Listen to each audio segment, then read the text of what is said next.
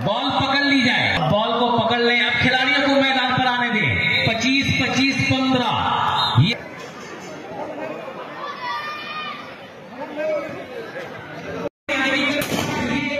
शांति का प्रतीक है, ये कामयाबी है, ये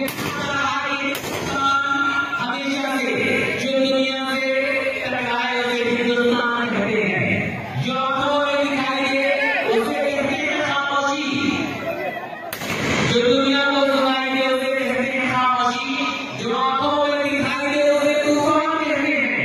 हम अपनी जान के दुश्मन को अपनी जान कहते हैं। हम बारूद भी हैं, हम फूल भी हैं, हम बारूद भी हैं, जैसी जरूरत।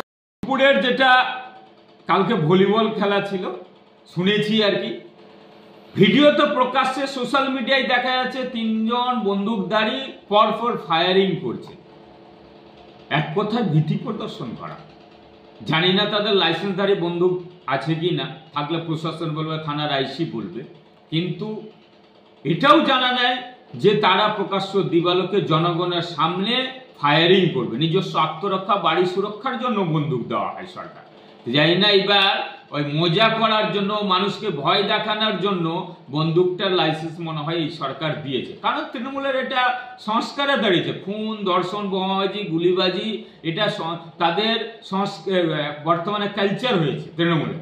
মাননীয় নির্দেশেই গোটা এলাকায় সন্ত্রাস হয়, খুন হয়, ধর্ষণ হয়। এই সরকার অপারগ, পুলিশ নিরাপত্তা দিতে ব্যর্থ, পুলিশ তৃণমূলের দলদাসে পরিণত হয়েছে। এই যে বন্দুকবাজের ঘটনা, এক কথা যে বন্দুক দিয়ে পরপর গুলি ফায়ারিং করছে ভলিবল খেলায়, সেখানে প্রকাশ্য দিবালোকে মানুষকে ভীতি প্রদর্শন করা। এবং সবচেয়ে বাজে কি লাগছে, তারা তো তৃণমূল হয়েই খেলাটা করাচ্ছে। তৃণমূলের জেলা পরিষদ বলুন, লোকাল প্রধান থেকে শুরু করে, লোকাল অঞ্চল সভাপতি থেকে শুরু করে এবং জেলার নেতৃত্বরা উপস্থিত আছে, তাদের মদতেই বন্দুকের ফায়ারিং চলছে।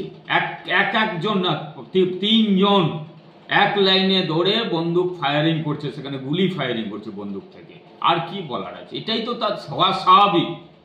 কারণ মানুষের নিরাপত্তা দিতে ব্যর্থ, তারা মজা করছে, তারা মানুষকে ভীতি প্রদর্শন করছে এবং উপযুক্ত শাস্তি দাবি করছি। পুলিশ দেখুক যে এর উপযুক্ত সুব্যবস্থা নিক।